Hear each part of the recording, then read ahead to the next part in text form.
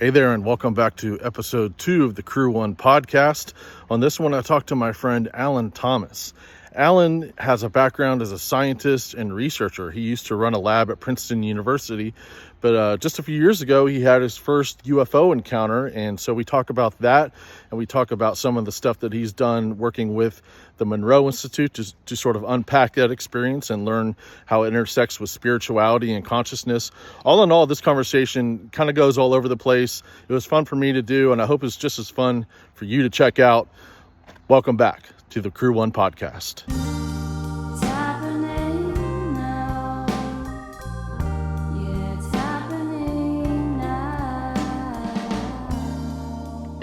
Alan Thomas, thanks for joining me on the second episode of the Crew One podcast. I'm super pumped to have you here. It's let me just adjust my screen here so I'm not looking into the void like I was on my first episode. That's what I'm doing right now.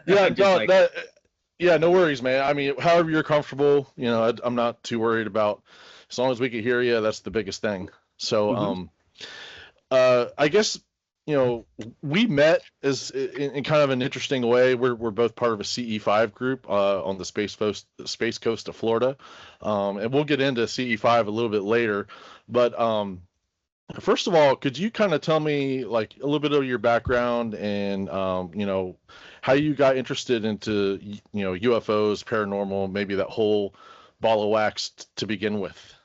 Sure. Yeah, it's a really good but long-winded way to answer at the same time. So I would just sum it up as a journeyman. Basically, I kind of was always interested in the paranormal, or what you would call at the time fringe sciences, back in the 80s, early 90s. And as a kid, there wasn't the internet back then, right? So you're kind of at the mercy of what publications you could find. Early internet, the BBS boards, what you could download, and you just had no idea what it was, but you just knew there was something out there, right? Something that was different. And I think what that evolved over time was you start finding what tribe you want to be a part of, so to say. So I grew up in with an analytical mindset. I love science. I ended up getting my degrees in chemistry and molecular biology. And so I come at, this as, well, I'm very curious, intellectually curious, but also at the analytical mindset of a scientist too. So I'm not one of the top tier scientists that you would have with PhDs, but I've done a lot of research and had some publications and whatnot. So I know what good science is and what trust the science is at the same time, right? And they're two totally different aspects. Maybe we'll get that into more a little bit later. But as a kid, I think what stuck out to me was I went, this is funny, shopping for my mom for a Mother's Day present. And in the bookstore, I found a Bud Hopkins book. And it was one of these alien abductions one. And actually there was two of them, and I actually bought them for me. And so, and a little bit of an embarrassment of a story. The titles are slipping my mind. I was kind of thinking about them last night, but anyways, there was two of them and they had pictures, and it just struck me. I was like, wow, I'd never seen this before. This is really interesting.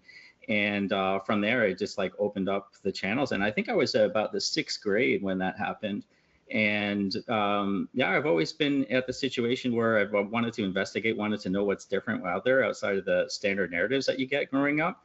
And from there, I just evolved for, my own pace. I wasn't really pushing anything to, get into right away, because I really like to kind of understand and dissect a little bit and find out where I want to play, so to say.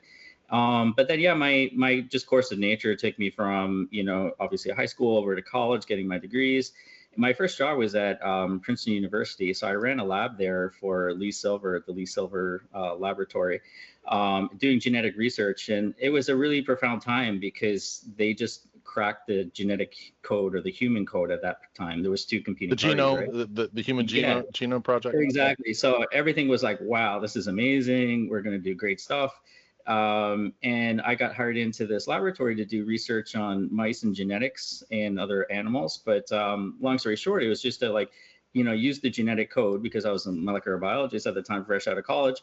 And this is cutting edge stuff. So I got my hands dirty in that, and I really enjoyed it. And what I was doing was I was sequencing genetic traits. I was looking for and crossbreeding mice for aggression. So taking docile mice versus mice that are a little bit more on the aggressive side. So, that was an interesting thing just to do right off the bat itself, and understanding how behavior works. So it's all in the realm of psychology, because the person I was working for was a psychologist at the end.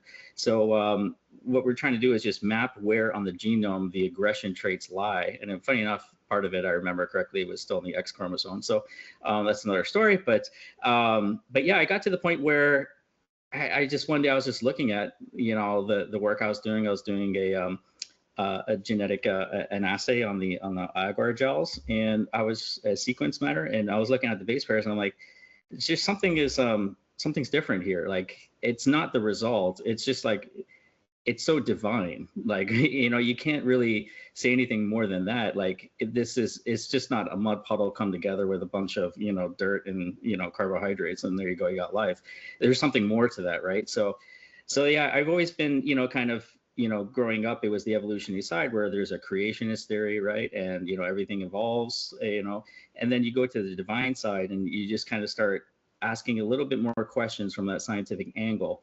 And when I started doing that, I said, I don't want to touch this anymore. You know, it's just like, it's pure, it's perfect. There's no way probability can put this together. And then when you start looking at it from the outside as well, from the probabilistic and statistical perspective, it's impossible. I mean, there's impossible that you can even just comprehend the amount of interactions that go on, right? So there's all these chemical things. I look at it like you just get along with people for no reason. But what is that, right? There's something in there. There's chemical natures, there's look, there's sense, there's everything that goes into your brain to connect all those dots. It's just so complex that I just couldn't believe that, you know, I was being pushed this narrative where, you know, we had this natural evolution that came up from monkeys, right? I was like, no, there's no, we all came out of a mud puddle at some point. Yeah. There's just something really wrong with that. Even that evolutionary jump, I still have to struggle with at the same time too, just because the brain capacity suddenly just, you know, increases exponentially, right? And just the capabilities and social side of the human behavior just evolved overnight, it seems. But anyways, yeah, there's many people probably disagree with me that, but anyways, I'm showing it from my perspective, which is I just don't subscribe to the mud puddle theory, right? Or whatever you want to call it, like lightning inside of a bottle that sparked you know, a chemical reaction and a cascade from there. Is like, oh, come on, that's a load of BS. So I just, at the end of the day, I said, I gotta, you know, investigate this a little bit more. And, you know, life takes you on different roads and paths. So I ended up leaving the laboratory. I got a degree in engineering management from there. And I just wanted to go into outside of the science realm, because I just felt I didn't really want to play in that space anymore, because it was something telling me inside that, you know, just don't touch this, right? And then, so yeah, over time, you know, the internet was great, because now you start building community, building tribe, building like-mindedness with people, and getting exposed to a lot of, you know, theories, topics, movies, you know, media itself. And, you know, here I am today, just putting it all together on my terms, what I think is, you know, cross-reference, you know, getting exposed to, you know, external programs too, many years later, like, you know, going into remote viewing and the Monroe Institute as well. So those are things we can talk about. And then ultimately I find myself just one day looking back like, wow, I'm actually using this, you know, using this like quantum, like conscious management in my day to day. I just don't tell anyone, right? And yeah, here I am today. I mean, just kind of doing my thing. I feel, you know, that I'm in a good spot, you know, kind of spiritually, professionally, whatnot, right? So, and just enjoying the CA5 nature of things with you and our other folks, and just really still just trying to unlock the mysteries of the world and just taking it day by day. I don't have any particular agenda other than just a journeyman who's probably able to translate this to the average person. When you were studying or doing research as part of the Human Genome Project, was it really like the deeper that you went, the more that you saw? Was it kind of like you the more you looked, the more you saw like an intentional design at play? And kind of walk me through like how you got to the point where, you know, you said, I don't want to mess with this anymore. It's perfect. Yeah. So you're dealing on two folds. You're dealing with the physical element, which is the animal, right? And the animal, you know, has thoughts, feelings, you know, traits. And then you're looking at it, you know, through the microscopic or the molecular level, and you're seeing that the animal is composed of these base pairs, this genetic code, these traits, these genes, they translate to some kind of degree of, we'll just call it code for that matter, right? And then you're kind of like taking a step back. We're like, well, how is this even possible? Like, you know, there's a gene that codes for this, a gene that codes for that, but there's all these other, you know, interactions. And what just blew my mind was the interwoven complexity behind an animal, what makes an animal, and translating that, physically looking at it in the agar, the gel. The gel is when you do the sequence running, you can actually see the base pairs, right, and where everything is. So that's their genetic code of what you've snippeted at that particular time. And you're like, wow, this animal is made of this, you know, this codes for that, and that interacts, you know, God knows how many other times downstream, right? So if you change one of these pairs, you can change the animal's characteristics, behavior, and who knows what else. So it's like a domino effect. So that's where you look at it, like, it's like, should I be touching this? I wasn't manipulating it. I was analyzing it and running it and just trying to identify where the traits were. But long story short, it's like you're looking at something so complex that it just takes you back a little bit. And you're realizing that there's more to nature, there's more to reality, there's more to life in general. And life is so, for lack of a better way to say it, just precious. You know, it's just a miraculous being that, you know, is into existence. And there's so many, you know, you can look at just natural selection, you can look at external influencing factors that can impact your code, like nuclear and radiation and things like that. Just small changes can make a big difference.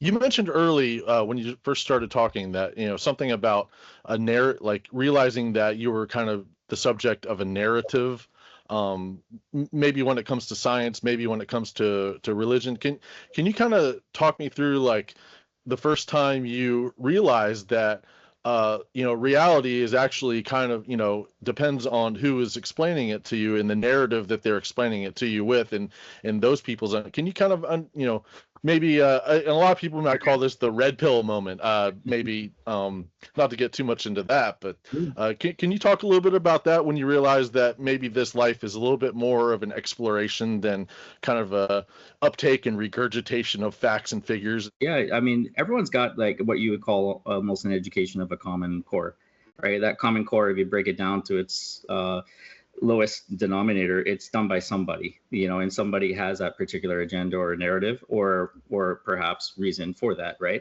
And it may be also, like, you know, justified, right? So there's facts that you just can't ignore. But then there's also the new thinking or the new technologies or processes or innovations that have come. So they always lag behind what you're being taught in school. So I mean, my degree right now is just, you know, it's worthless. I mean, what I learned back 20, 30 years ago, I mean, it doesn't even apply today, right? So that upkeep and maintenance just doesn't, you know, kind of translate. And then when you look at the curriculums today, they're learning science, which is just like classical science, right? So, I mean, when that's encouraging to me is just to stay within this box. Don't go outside of that box. But if you start teaching kids in an early age of quantum realms and possibilities and probabilities, I think there's two problems with that, right? It's probably the teachers just don't even know. The administrators can't even articulate it, right? And how do you put it into a book to teach consistently, right? So I think there is an inherent problem with that. But the problem that is, you know, still existing is as the technology unfolds, and you see this with AI, it changes every other week. You can't keep up with that material to re-educate the kids, the population, whatnot. So there's always a lag. So I just find that the education that you're getting is an old school, just fundamentals, right? And it teaches, the problem with that, it teaches you that this is just the way of thinking. So anything outside of that box is just either blasphemy or fringe, right? And then fringe is a word that they used to use a lot in the 80s and 90s. Like, just because you can't explain it, because you don't have instrumentation to manage it or measure it, because it's just not available, it doesn't exist, does not mean it's fringe or woo-woo science, you know? Is that's what I always struggle with science in general, is just because we don't have the technology to explain it, doesn't mean that in the future we can't have that technology to do so. Therefore, we should not, you know, belittle any of these, you know, new methods, new learnings, new ideas, right?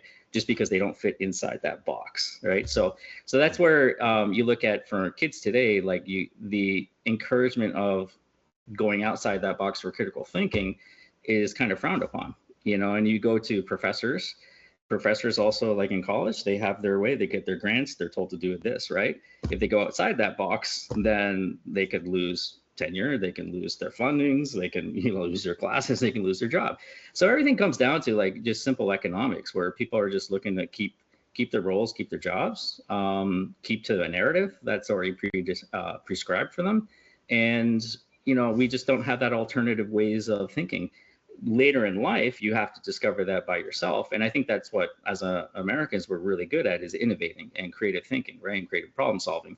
If you can bring that to the forefront earlier in a child's life or a teenager's life, I mean, it's just exponentially better, of course.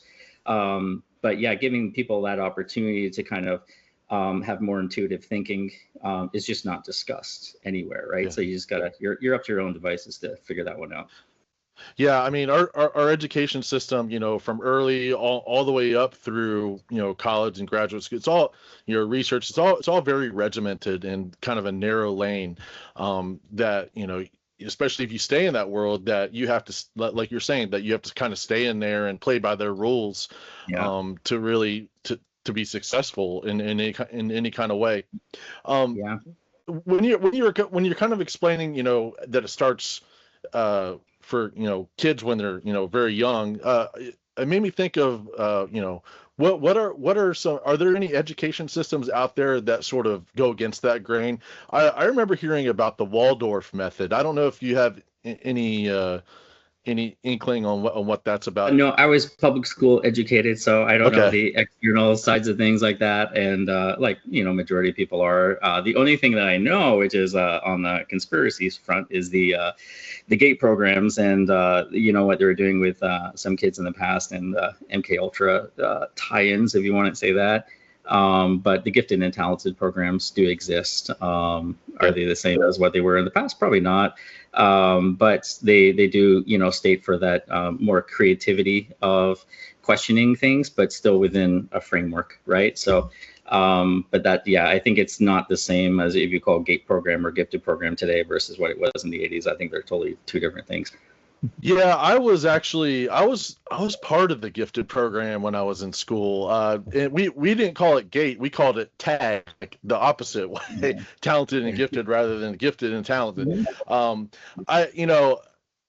In recent years, I started hearing about, people bringing this up, that they drank the pink drink, and that, they're listening to, they're going into the psychologist's office and getting tests with tones. Like, I don't really remember the pink drink very much, but I do remember going in there and getting tested with like tones in my ears and stuff like that. Yeah. Obviously, they said it was a hearing test. But, taking a look back on that, like I was in it in like third and fourth grade, and by the time fifth grade rolled around, I actually opted out of it because I was changing schools a little bit, and I was like, I don't know. I mean, I don't want to be singled out. It's hard enough to, like, as a young kid going to a new elementary school, to make friends and not get made fun of immediately. Like, I didn't want to like further like make myself weird by being in this program where I leave every Wednesday, and then even though there are some other kids doing it, like those other kids that were doing it, or they seemed a little bit weird to me, so I just didn't want anything to do with it anymore, and begged my parents to just let me be a normal kid, and that's what they ended up doing. Yeah, you're lucky though, because a lot of parents just either didn't know, so they would leave their kid to be subject to whatever happened, right? And perhaps that pink drink is part of the reason why there's no memory, but that's another rabbit hole. But yeah, I remember the tests. I remember the problems that they give you on paper. I just remember playing with like a lot of toys, really, and it's weird. Like you get these suppressive memories, that come back when people start speaking about it. I'm like, yeah, you know what? I remember that. I was like, what? But why do I remember that? I don't remember like showering that day, but I do remember that. So those things are very interesting. How there must be something involved in your subconscious side that says, yeah, let's anchor that as a memory to come back to in the future. But it's just going back 30 years, it gets harder and harder to recall some of these events. But something was up. But the unfortunate thing is you're having a hard time putting your finger on it, right? And so anyways, I think that just establishes the next level of just curiosity for us to go find what some truth is on that side, and we find community in the same shared experiences too, and just learn off of each other. But yeah, there's something definitely going on. But yeah, just going back to your original question, yeah, I wasn't. I knew there were some other schools. There was mostly Catholic schools in my area. For instance, I went to public school, but the other special schools were like either super remote or boarding type Super schools. expensive. Yeah. Yeah, exactly. Like, yeah. Just to be clear, I didn't go to a Waldorf school. Like I went to public school all the way up to like 8th grade, and then I spent 2 years at a Christian high school, and then spent my last 2 years at a public high school and graduated from there. Yeah. So I, between the GATE program and the parochial schooling, I got quite a range of, experiences, so that was interesting. And just the whole education system, the way that it's set up to kind of serve industry almost, like, getting kids, the goal is to get kids to be employable once they get out of school, not necessarily to be able to think for themselves or think critically. And I think that's where, one place where we could do better. Yeah, I was looking at that not so long ago, the connection between the Industrial Revolution and spirituality, and how, especially in England, when that started coming up, they, like you said, they needed people to work, not think, right? So, right. And then the lifestyles started evolving off of that. Right now, it's all of a sudden, people are in houses, communities, things cost money, so you have to work, right? So now it's a slave labor type system in disguise. But during that time, there was literally a lack of time, so you work either 12, 16, and now we work 8 because of labor laws, but I'm sure it was much more brutal back then. And, when you're exhausted, what's the last thing you want to do is like, go study, go do some practicing, right? So slowly over time that, spiritual practices, or the natural ones, like the Druid traditions, Celtic traditions, things like that, they started just, going down and down and down. But now we get a resurgence, coming back up with, new technologies coming through for us for access to information, which helps out a lot. So it's it's definitely on the rebound, which is great. But yeah, just having kids that are workers and not critical thinkers, there's always a subset that are not going to go to college, for instance, but there's a need for that criticality and innovation of thinking, and it's just not pushed to the select few. It should be for everybody, so yeah. I think that's just kind of unfortunately where we are today, because we're in a consumerism world. I mean, we need people to make stuff to buy stuff. That's really what makes the world go around. And by design or just by the way it is today, it just evolved that way, that everyone wants the latest iPhone. You got to work for it, but someone's got to make it, right? There's all these bills to pay too on top of that, but everyone wants the latest and greatest gadget that comes through. So that's why there's you look at it, what do you call it, like baked in obsolescence for like my printer over here. I'm surprised you even have a printer anymore. So I mean, it's like I use it. You got a potted plant on it, so maybe that's a better use of it. Yeah. Cars are like that, right? Just when the warranty expires, boom, next thing you know, the oil finger's gone, right? So I mean, there's all this planned obsolescence that goes into everything, and it's just trying to keep the engine running and the money flowing and people making stuff, but it just happens to be the consumerism and the world that we live in today. Do you think that the confluence of both kind of a maturing internet, the interconnectedness of us all, plus this new thing called AI coming about, do you think that that's kind of changing what the necessary outcomes are going to be in the future for our education system? Yeah, I do, and there's good and bad to it. I think the access, like I was saying before, like I always use this word, and I stole it from Chase Hughes. It's like, who's your tribe, who's your people, right? So that connects you to like-minded folks, versus just the kid on the block and his brother that were my friends growing up. Like I just association, we just rode bikes, but now I can connect with people on a deeper level and form community with them at the same time. So that actually is fantastic. And then with the invention of online, interviews, even like this, I mean, we can have dialogue, we can exchange ideas, we can have free throw thinking, which is great. So that tech is fantastic for this access information.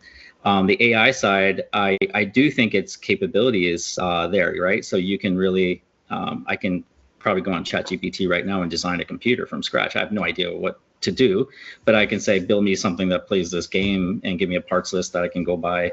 Well, I'll use Radio Shack. That's the only one I know. I don't know where to buy stuff these days, but back in the day, I think you're dating yourself. I don't know if there's any Radio Shack still around.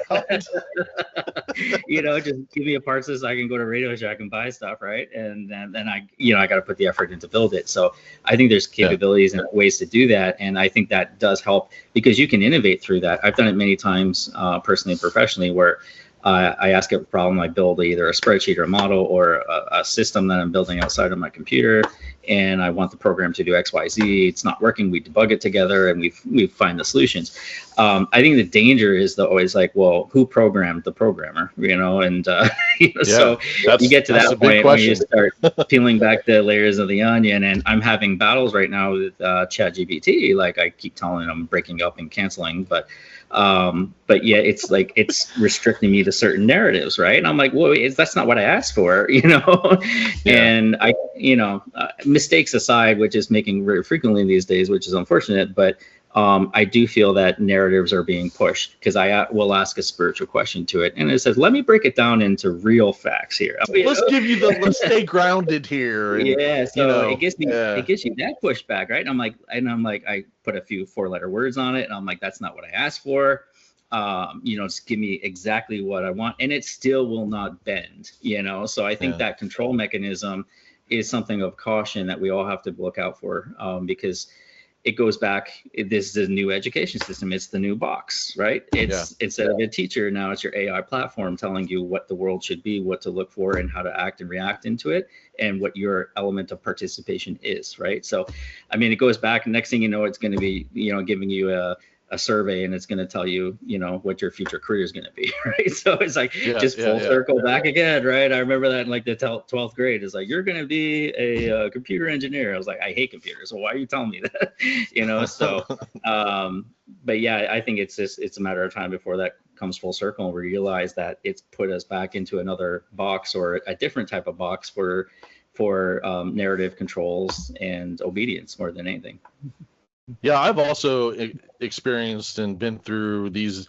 I think I've broken up with ChatGPT maybe 3 or 4 times and gotten back together with it because it does certain things better than Grok does when it comes to work and journalistic types of activities.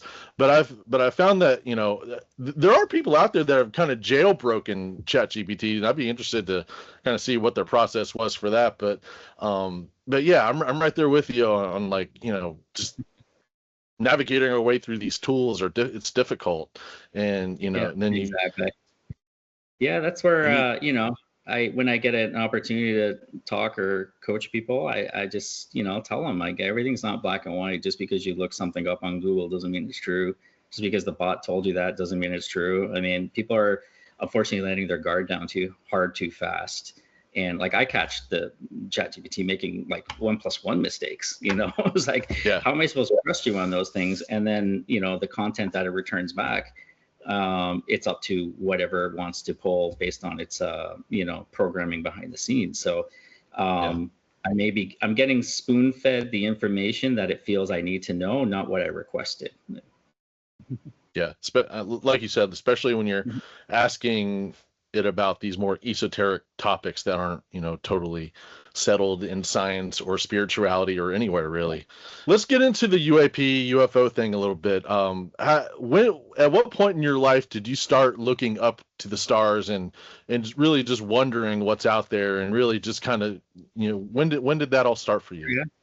It started when I was a young kid. I won't put an age on it. I just can't remember, but I just remember the events, just going up north with my father and my sister camping. So we'd be camping, and under the night sky, you look up and you're like, wow, it's like you're outside the cityscape. And next thing you know, you see all these constellations. And I got some books on, what a constellation is. I'm not anywhere close to, compatibly talking to any astronomy or astrologers or astrology, but I just know that's the Big Dipper, right? And that's it. But I thought the beauty of it was, kind of inspiring, because there's just so much out there that, how far is that star really away? It's like, you can't really conceptualize it. You just know it's far. And then the planets and the cycles and whatnot too. I just found it, just peaceful. is probably the word that I would describe it. It was just really nice to look at it, and now and again you get a nice surprise of a shooting star or 4 or 5 that we've seen a few times. But yeah, it's just miraculous events that come through. But yeah, I just really enjoyed it. I felt, peaceful, serene, and just something that, I can have a shared memory with my family on, is that we used to look at the stars and we used to go camping. So, and then that kind of eventually evolved into, well, I started looking at those books, the Bud Hopkins books, and started getting into UFOs. And I'm like, whoa, well, they come from there, So, so that I thought, or supposedly they come from there, right? There's many different theories these days, but that's what got me into the whole thing. And then, with the CE5 and whatnot, it just kind of evolved off of like a common platform of just going outside, looking up at the stars.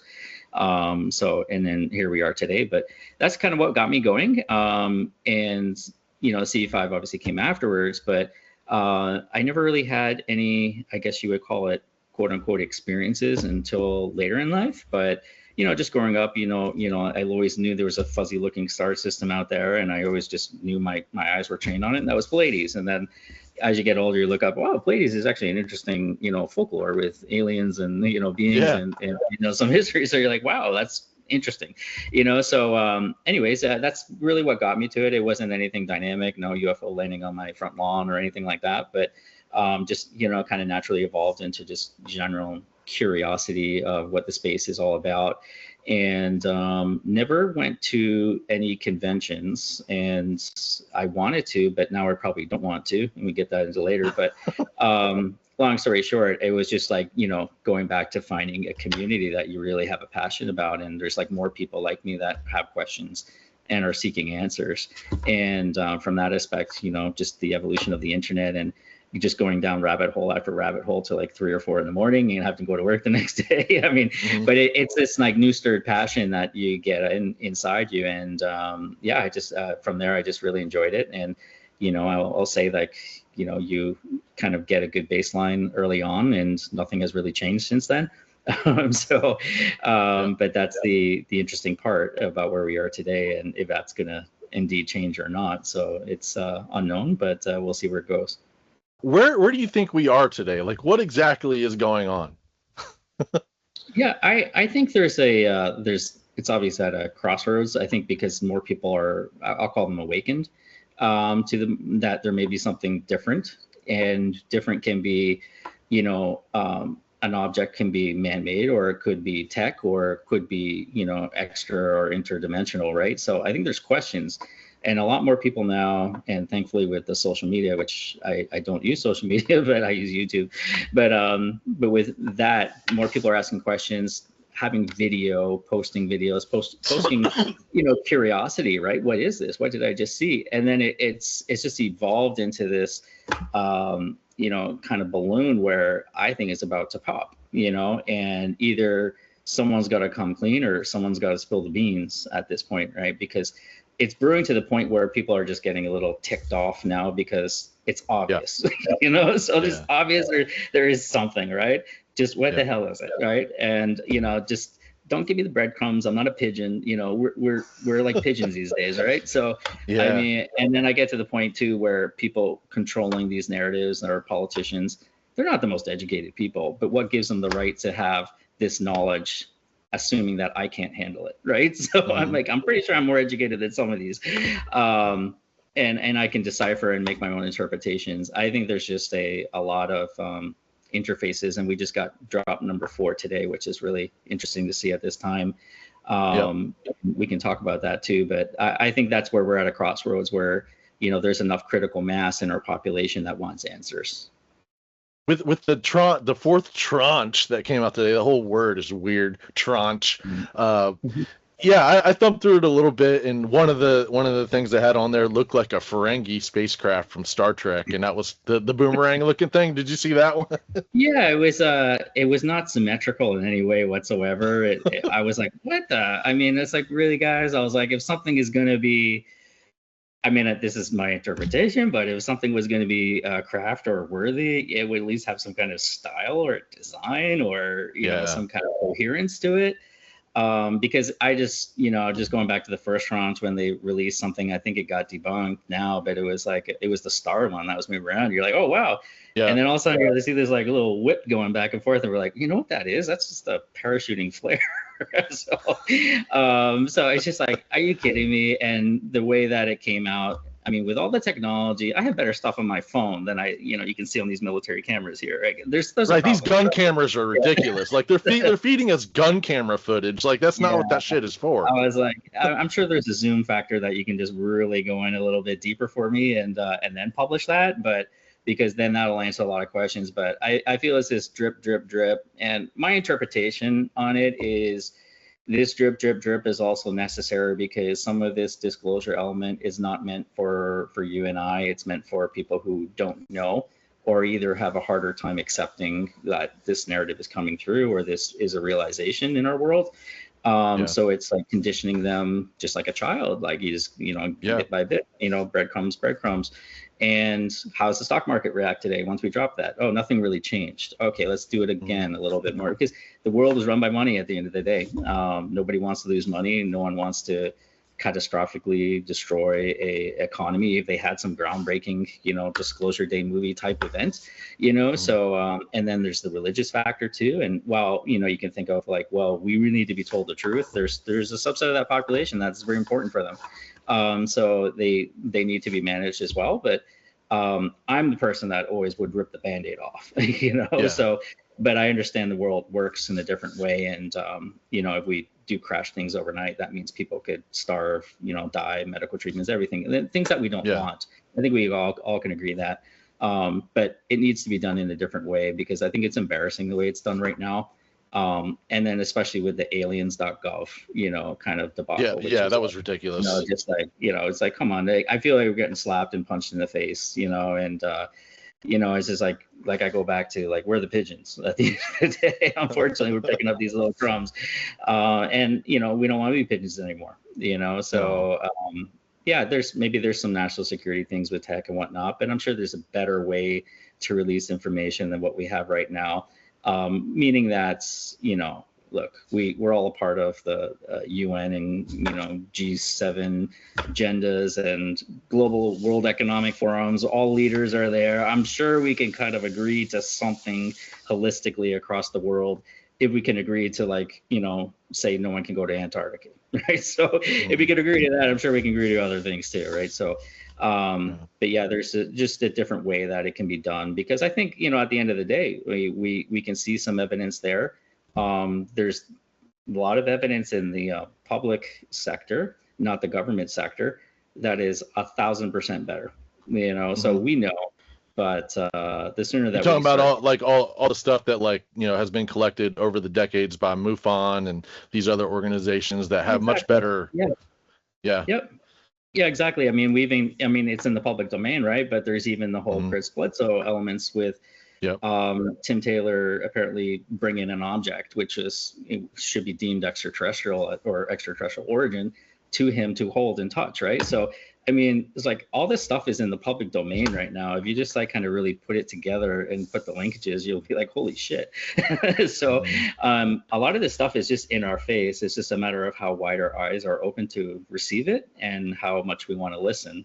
And I found that really interesting on the Disclosure Day movie. The last word was listen, right? So I think there's more to that. But at the end of the day, I think it was a fitting ending because everything is already here. We don't need the government and war.gov/UFO to tell us what's real, what's not, and give us some evidence, right? It's just like, just go look for it and you'll find it. Go to communities, hook up with some groups. Experiencers, right? There's evidence. It's just on everyone's phone. So yeah, it's like despite all of the transgressions, like not only the American government, but governments around the world they've just done their people wrong. And like in a lot of ways, and like, but still we are very connected in a lot of ways to, them being the authority and they being like the having the ultimate word on these types of questions.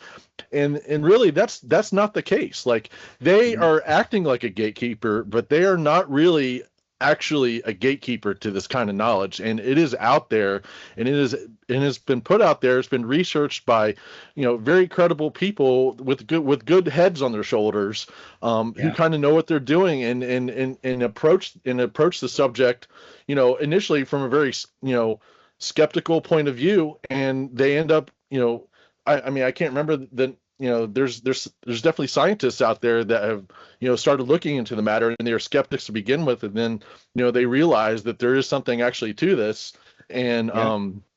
yeah, it's just not like, and the breadcrumb thing is ridiculous. Like, we're being treated like children.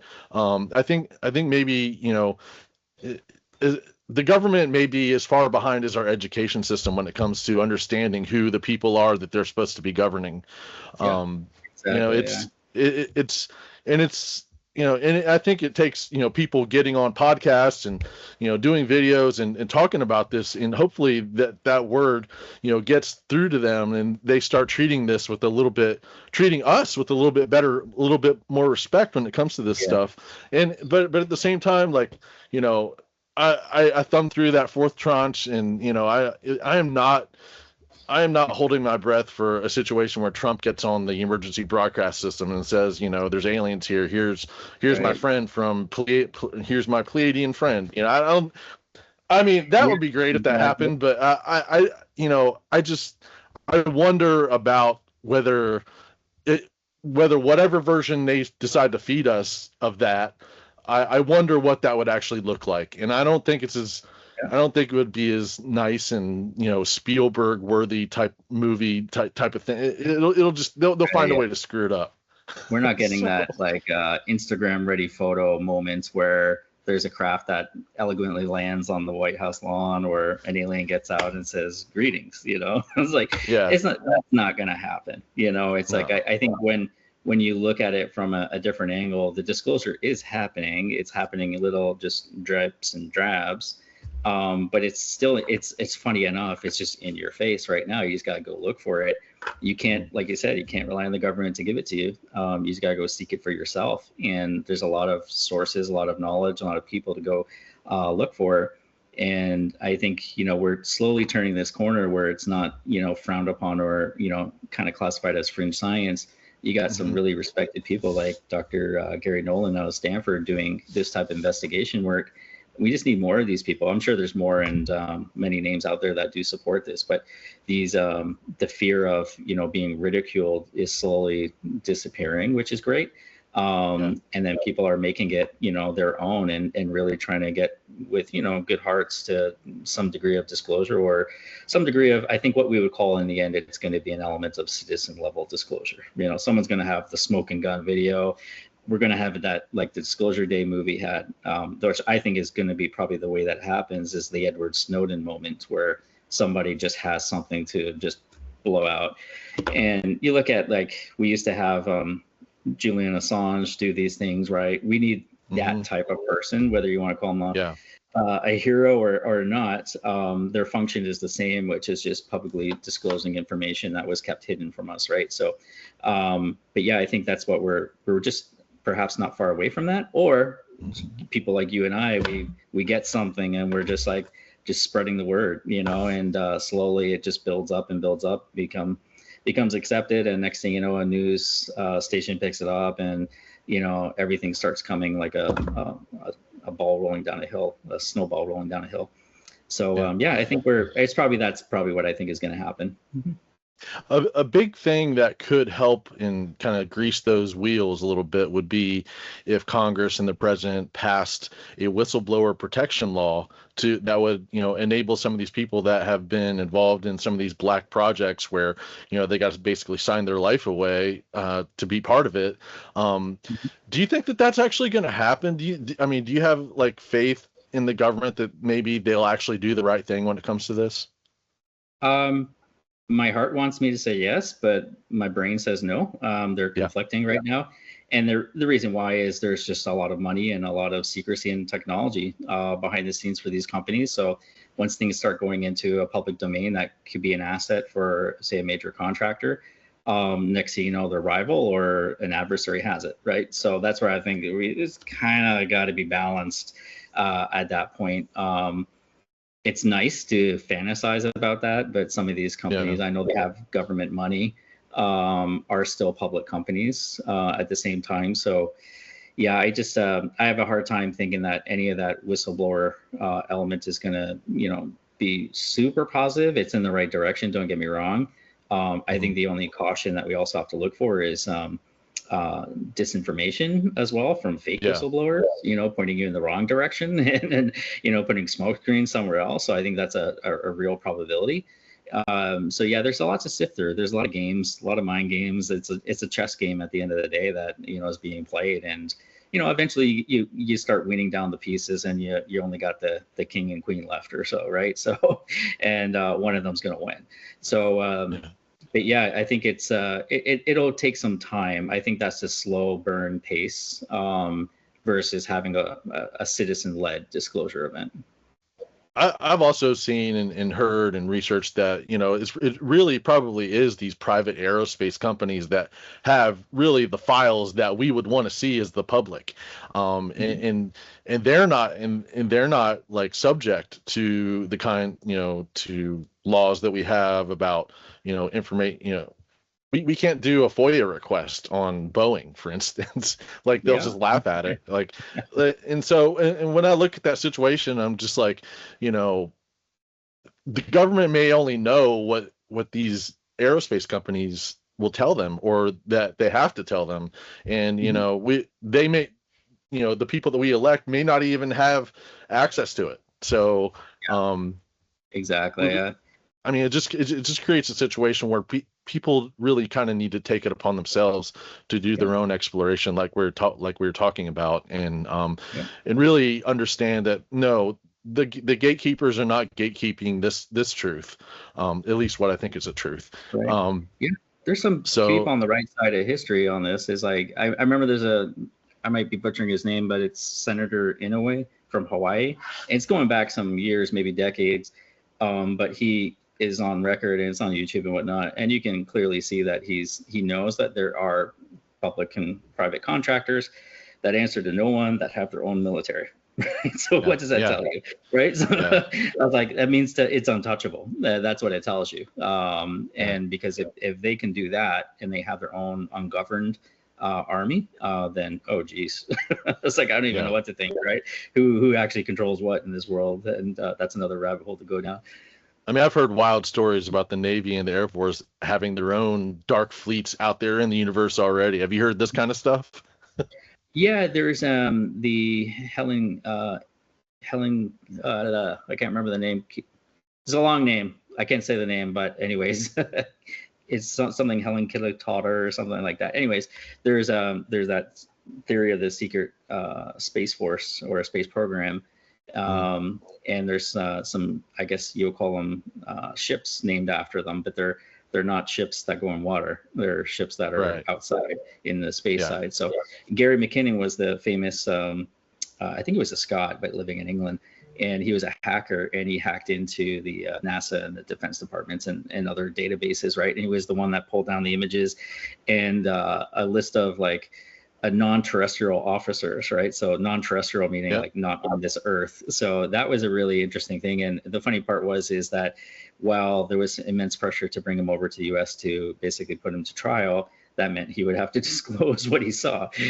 So the case kind of went away, right? So he was, just told not to use a computer for X amount of years. And so he's got some interesting interviews that are like, 10 years, after the event happened now on YouTube and whatnot for some podcasters that have interviewed him. But yeah, it's interesting. And I mean, you look at it, we're not that far away from that happening again, right? So I think the probability of that citizen disclosure, like I was saying, is going to be led by that next, I want to say Edward Snowden, but also probably that next Gary McKinnon moment. The next Gary McKinnon. This time, Mr. Next Gary McKinnon, please learn how to take a screenshot.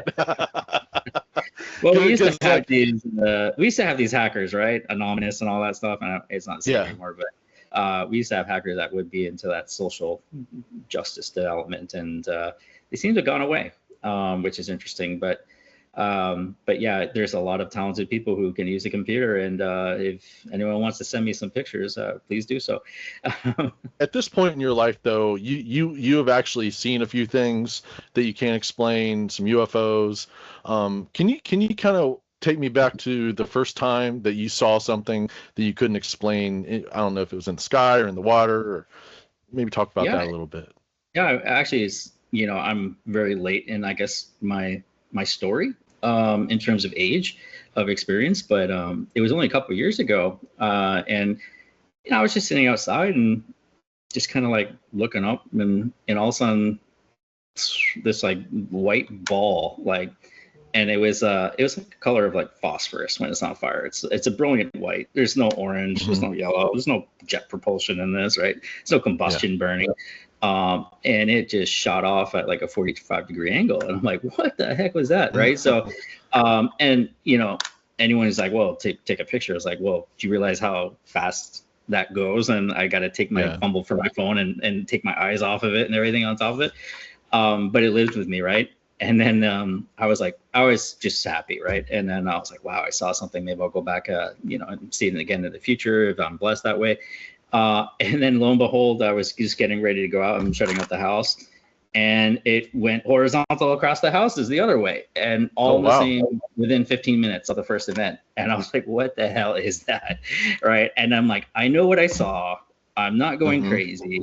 I can probably estimate the size of it based on its proximity to the neighbor's house and how high it was above their house. Silent as anything, could not hear anything, and the velocity that it flew at, if there was a mechanical element to it, you would have heard it, right? You would have heard an engine or something, or a combustion element. Nothing.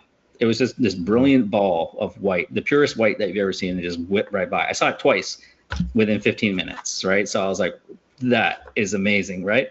So I'm going and looking, what the hell did I see? Google this, Google that, right? I'm going through everything.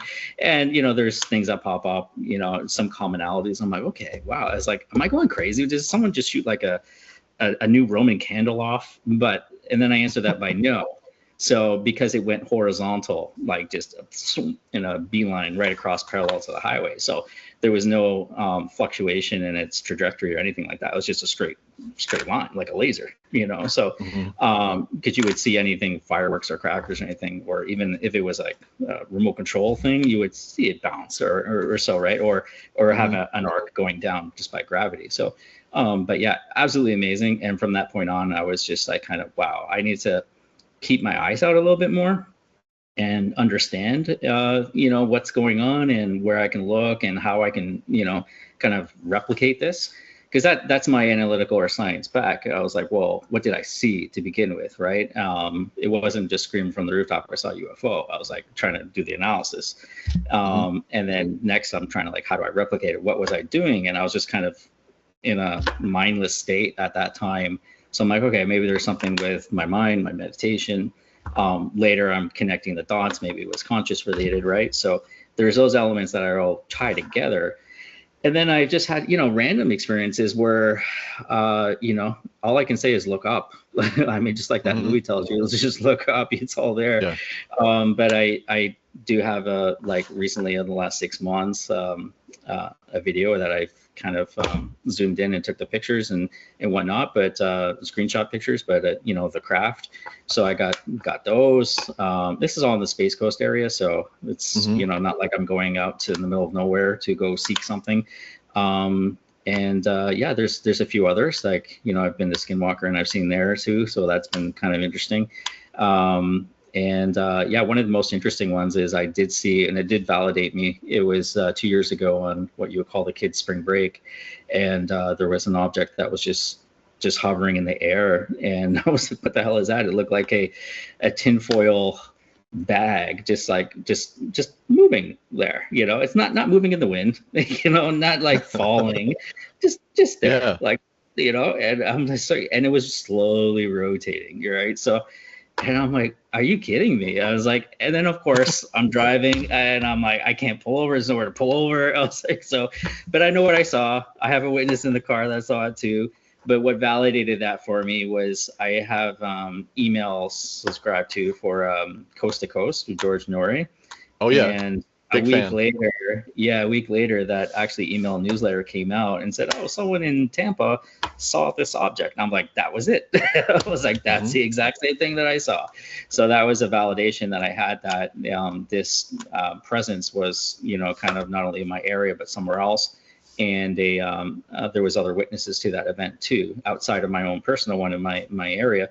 Yeah, I was happy to see that, because it was like a little vindication that I wasn't going crazy at the same time. So, but yeah, it's and I need to see some things just by looking up. A lot of times, honestly, I enjoy the moment, so I enjoy just, kind of seeing what I'm experiencing. I'm not in a rush to get a video out. If I do remember to get the video out on my phone, I'll do it. But I'm just more of an awe. Like, first you're in this curiosity mode, like, well, what is it? Like, yes, no, maybe, Yeah. And then, but sometimes by the time you get your phone out, it's too late. But just, I just enjoy living in that moment, because they're happening a lot more frequently now these days, which is great. I'm not able to summon in anything, but I'm able to experience more than most people these days. Yeah. When you had your first experience, was there any kind of were you coming off of a meditation, or was there anything like that involved, or was it just like a random occurrence? Yeah, I would say it was, an unintentional meditation, right? So Okay. it was just the end of the day. I was tired, just sitting outside, just kind of just relaxing, right? Just enjoying the nice fall weather, and not listening to music, just animals around, chirping, birds moving, whatnot, and that was it. So I kind of just akin that to like some kind of meditative state, even though it was unintentional. It was just a relaxed state, I would call it. So I think they're one and the same. Meditation is just really subjective to what you do or practice or call it, or the level that you. But I would just say it was exactly that. It was just a clear mind, just an openness. Nothing in there that was telling me go. You got to go buy some groceries. Come on, let's go. Nothing like interfering with that. It was just empty. And I was just receptive at the end of the day too. So that's what I would say was perhaps the trigger point at that. And I was just probably, maybe the odds are there, but I was just fortunate to be able to be looking up at that particular time when it showed itself, right? So, and maybe that was part of it too. Do you think that they showed up for you? I think so, because my last comment there was when I looked up at that. I looked up specifically at that area. I didn't have to. I could have looked up at the water. I could have looked at the bush. Just Right. threw my head to the sky. Right. There was nothing attracting me to do it other than just my own will. And then when I did that, that's when I saw the thing come through. And then the second time when it came around like 15 minutes later, that one I think was done by design, because it was such a short window. I was just literally going to close the door and lock it, right? So, I'm not going out, I'm not looking out, I'm just like, and then for it to buzz your field of view just like that, right? It had to be by design or intelligently constructed to give me that experience. So that's where I think there's that intelligence that's baked into it, that's connected to the experiencer at that point in time. So I think there is something there, at the end of the day. I think it's just, they go hand in hand. What do you think the connection is between us being in like a meditative or an open kind of a meditative, for lack of a better term, a meditative state? What do you think the connection is between that and being able to see, something that shows up like that? Sure. Yeah, I look at it like your body is basically an antenna. Your brain's an antenna. It's just there to receive and interpret. So for that perspective, you can also kind of push out a signal at the same time too. So it's a two-way antenna, you want to call it. And a lot of that is backed up by, you look at elements that are, within some of the literature these days of how people perceive with remote viewing, people see with like just extended meditation practices. So, if you look at that part, using your brain as the antenna and able to broadcast, and knowing that you can do that through meditations or a certain state, then yeah, that's really what it is. There's a lot of books that I point people towards, and some of them I shared with you, right? But it's like the holographic universe with and David Bohm, the physicist, too. Part of the holographic universe has another famous scientist in there that just basically says your brain is it's like a Fourier transform. It decodes frequencies, and it projects what you have, right? So when you look at this, you apply the holographic models on top of it with David Bohm, you realize that there's that interconnections that you can not see but you can attain. And this coincides with everything that we look at. You look at the double slit experiment, you look at the delayed choice experiments that are in history, as just probably the most fundamental but profound in quantum physics. You can you see how particles and everything are entangled together, or have choice, or have some kind of intelligence to them, right? So that's us. That's our brain. It's like it's a consciousness that we can project out, we can broadcast and connect. And once you start getting into like topics like remote viewing and other extended like Monroe meditations, you can see how that all connects together. And so that's where I think that really, just on the, kind of the baseline level works and operates, is that you are the controller. You determine how to broadcast it.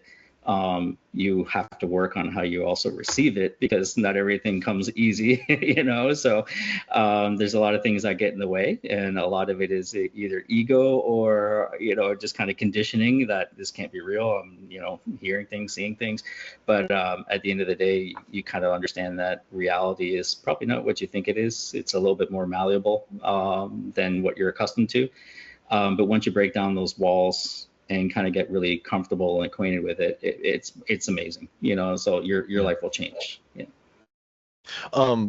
So how long after that did the next thing that happened for you did you continue to see them first of all after that, or was there like a waiting period or something like, or how did things go? I never saw the same type, like that ball, that very phosphorus essence. I never saw that again, which is okay. I'm okay with that. Right. But I saw, I saw the foil one. That was probably about 6 months later. Lights in the sky that were not explained, that would disappear, things like that as well, that they would come up. Sometimes they happen 6 months apart at the very beginning. And then now that time starts shrinking down to the part where I would say 50% of the time that I'll go outside, if I'm really looking for it, I'll be able to find something. And, there's other times when I just don't find anything, then that's okay too. But at the end of the day, it's, I think once I've got the initial perceptions down and connections, they started happening more. And not just in my area. When I traveled somewhere too, I could still get the same, so it wasn't like they were just, or something was in my native area, my native geography. That type of phenomenon could happen anywhere for me. Do you feel like that after that first experience, you kind of got your access card, so to speak? Do you think that you've pierced the veil now, and now you have access? Yeah, I'm working on my VIP level now, but I think I got some ways to go. There's obviously things I want to see and learn more, but I think so. Yeah, once you kind of get that comfortable, once you start breaking down, I think a lot of internal walls and barriers there that you kind of just push away your mental limits, and you just be a little bit more receptive, and you just kind of find the formula for success, and just keep going with it. And there's some fundamentals that have worked, and they are actually shared by many others that say the way to do it and way to connect. So I think I've done it through a lot of just trial and error, but there's a lot of, knowledge out in the space right now that tells you that if you just take things with unconditional love and gratitude, that's kind of the lock and key right there to open up your mind and your experiences and be receptive and receive. So there's a lot of that, kind of knowledge and research going out there that just backs that up, is that love is the common denominator of everything. Why do you think that is? Why do you think that love plays such an important role in this? Sure. Yeah, I think it's an element of frequency, so there perhaps is something with that, I believe it's 432 hertz. Um, but there's a frequency element to it. There's a divine nature to it. There's a compassion. There's you can look at it from a religious point of view, like everything is done through love and creation, right? So there's that element there that is also a common ground. I think it just is a state in your mind too that gets you in that right mix of, gamma, theta, alpha as well, that, have you more receptive. And it actually just, it fits right. So it fits right if you have a good heart, good intention, good will, good soul, good mindset, because people who live in fear-based systems tend to be lower vibrational and attract lower vibrational problems, right? And that's out there too. But once you operate in your love frequency zone, you seem to attract, you manifest, you have abundance, right? So that seems to be like, some of the highs and the lows between that frequency response of our bodies. And just looking at it from that perspective, it's really simple, right? It's really easy to do. Anyone can do this, right? It's not, you have to go to a guru for 30 years to learn this anymore. So, Right. I mean, I think that's what the access for everyone to do this now is, just, it's in our hands. So that's what I think is really the common denominator. And just going back to that, I think it opens up, further states of conscious connection to us, like I was saying with the manifestation, or there's elements of precognition and whatnot too, to kind of manage your life and manage the positivity that goes on it, because nobody wants to live a crappy life, right? Nobody asks for that. Most people want to aspire and be happy and peaceful and, be joyous. And, that is definitely, something that vibrates at a different level. And everybody knows that, when you're mad and you got some road rage building in you.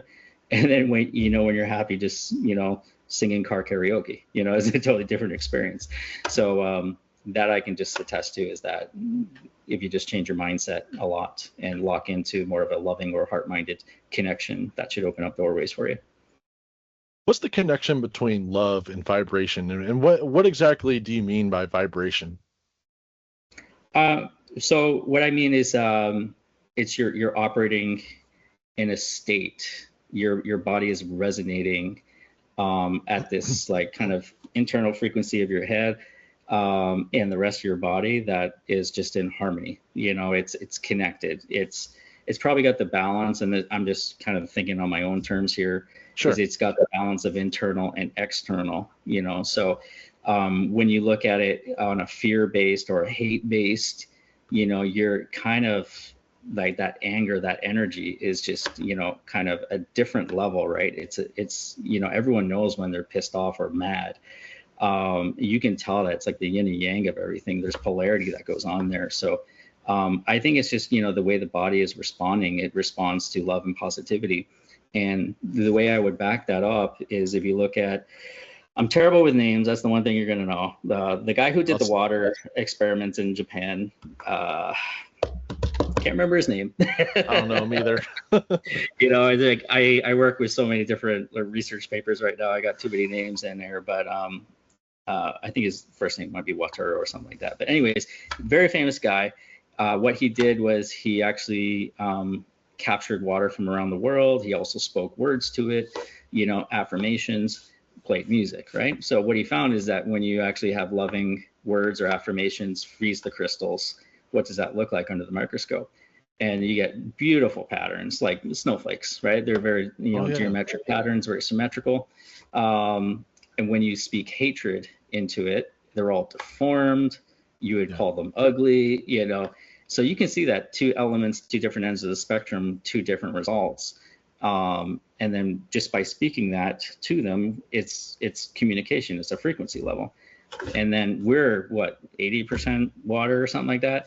So you would want to assume that love, that frequency, kind of, I guess, matter generation, cohesion would actually be the same as what we're looking at in that crystal experiment. You would look at it very, very balanced, very mature, very structured, very aligned, I think is probably the word I'm stretching for here. Whereas if you're in a lower vibrational system, like a fear-based one or a hatred-based one, I mean, it's chaotic. That's what the crystals look like. They're all chaotic looking. So yeah, it's very almost interesting. ugly. Like, The fear-based ones were like, they almost looked ugly, you know, that's being right. so Yeah. unsymmetrical. And yeah, it's Yeah, so I look at it like it's just what I go back to is just connecting the dots. It's like everything is there. It's like when yeah, you connect the dots of everything, you find what works for you, I find what works for me, and we share back and forth, right, to everyone else. But that's what I see, and that's what I've seen over my journey is just like once you start, you know, kind of putting the big picture together and landing on things, you don't have to go into like death by research and analytics, but everything is there. You're just like, wow, you know, this whole water experiment just makes sense. As simple as it is, it makes sense, you know. And I actually did buy some petri dishes the other day, so I can actually do an experiment this summer. Is because there's another lady, Veda Austin, and I think she's from New Zealand, maybe she's from Australia, but I'll probably get butchered on that in the comments, right? But anyways, long story short, she does something very similar with like water memory. So water also has a retention factor where she puts like pictures next to it and then stirs it and then takes pictures with her camera to, you know, and sometimes there's morphing elements that get replicated in there. So I'm like, wow, I mean, water is just so powerful, right? So that just kind of goes on the water experiment that we're talking about with that Japanese researcher. That says, you know, there's just all this connection with our system, our base. You might call it our avatar at times, but that makes us us. And if we do operate in that, you know, kind of higher vibration or higher love zone frequency, then we're just more in tune, you know, with everything else. yeah. Makes sense. And we know that water is a conductor, so that, I mean, that it plays with energy like that is not that far of a stretch. And that's right. and I've heard similar stories to where like people, you know, talk nicely to their plants and they bear better fruit or grow bigger and stuff like that. So it's a concept that's been repeated, you know. I don't know if it's peer reviewed, but it's definitely been repeated a few times, you know, in different contexts. That's right. Yeah. Masuro Emoto is his name. Yeah, I have the book over here. I just can't see it. Hidden Messages in Water, and it's like you get it on Amazon. It's a beautiful book to have because it's like one of these. It's a small little one, but you can put it on the coffee table. But it has pictures. Everyone loves pictures, and you can see the beauty in the crystals that get formed. Right. So something so simple, so elegant, but so profound in terms of results. What would be the most natural next topic to talk about? Would it be Skinwalker Ranch? Would it be CE5, or would it be something else? Skinwalker was just more of an experience. You know, you can not go on Skinwalker, it's private property, but you can go to the UFO Valley campground right next to it. And one of the fun experiences I had there is I had some time.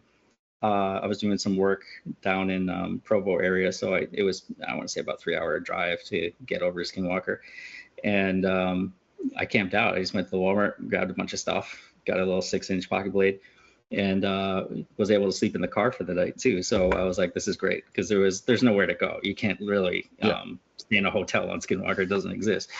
So I was like, what the hell? I'm here, you know, it's once in a lifetime opportunity. So I did it. And the first, like, as soon as the sun set, my God, it was like this cow starts screaming for bloody murder. And I'm like, oh my God. I was like, what the hell is going on here, right? You cannot see a single thing. It's dark as heck. It's kind of a gravel, like a little road that loops around. And there might be about 5 other, like, you know, kind of inlets for campsites. Everything's open to the elements. And I think these people, they didn't last, you know, an hour after sundown. They just booked it out of there. They're like, I'm out. Yeah. Right. So but sometimes I do things that I'm a little naive and I find out after the fact. But when I was there, I had some binoculars I purchased, and I was able to kind of see close to where the triangle was. There's the mess I was kind of comes around, but my campground was just, you know, kind of adjacent to that on the backside, so that I can still have line of sight to a lot of things. And I saw the infamous blue orb there. So I mean, I couldn't take a picture because I'm looking through it from binoculars, but I definitely saw that about 3 times. It came like every hour, you know, almost like clockwork. in the distance, and then you see that thing like moving around, and you're like, holy crap, like what the heck is this? And then what was extraordinary was it turned into this like red flame, and it just like whizzed around, right? So yeah, all right, an experience there, cool. I saw like a UFO too. I got a picture of that, and that was great. But what the most profound thing came after that, and I started reading the books. I started getting into the Skinwalker Ranch series, and you start learning about, wow, this is like, yeah, a hotspot. I read like Lou Elizondo's book, Blue Ord is Bad, So I was like, oh shit, I saw the bad one. So, and then I just read the Skinwalker by Dr. Colm Kelleher and George Knapp, and they just really emphasize that point. Yeah, the blue one was the ones that like just like decimated the man's dogs, right? So and blew them to bits. So yeah, that was like a high energy, I guess, orb that is protective more than anything. But yeah, they start having these stories and inside the novel and inside the some of the movies or documentaries that they also have about portals opening up and creatures crawling out. And at that time, I didn't have my my night vision camera or an IR on it, so I wouldn't be able to see that, right? But I mean, it goes back to hearing those cows scream murder that were going on. I never heard a sound like that in my life. But here's me with a 6-inch blade, but apparently there's like a 10-foot, wolf-like being that prounces around that can take a 30-06 shot like 5 times and not have any impact or so. Oh wow. It's like, so it kind of interesting, but I really enjoyed that. I would encourage people to do it. It's off the beaten path for sure. But it's definitely an experience, especially on the night to go there and see it. But yeah, I think, yeah, we can talk CE5 if you want next. Yeah, we can talk about CE5. Did CE5 come before or after you got involved with the Monroe Institute? And how did those two things play together, or do they? Yeah, it came after. So I started first. I started some remote viewing, and I was doing some classes with Lori Williams, and I took another one with Lynn Buchanan. And Lynn Buchanan is more famous for the Men Who Stared at Goats. He was like the main character there. But he says it's like a combination of 2 characters. Anyways, Men Who Stare at Goats, pretty self-explanatory. There's Psychic Spy, operation that was part of the Stargate project. So I just by chance, I just follow up on these things. And I think some of these are synchronicities and probably some retro causalities of time loops. And, you will get into that later.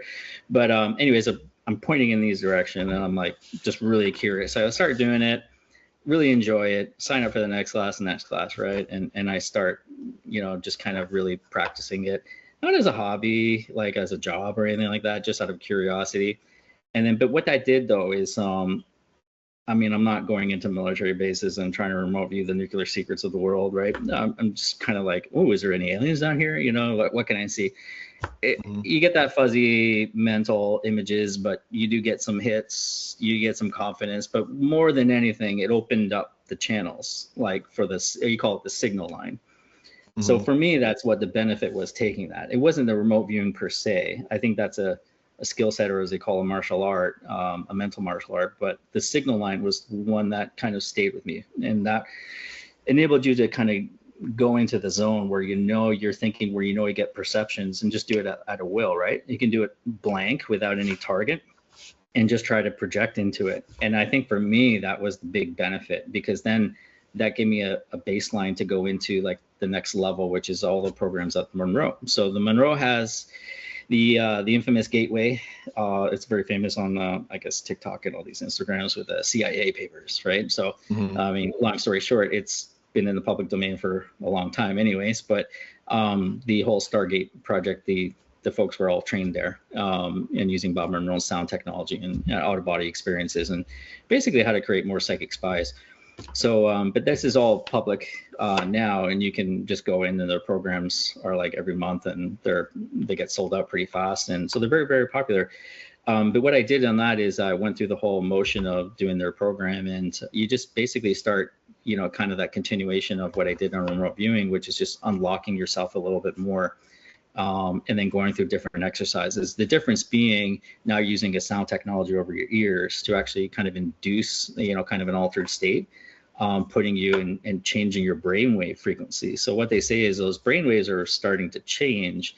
Now you're your perception of self and your level of consciousness is also changing, right? So you can, it's almost like you're projecting yourself into a different dimension, different realm, different opportunity.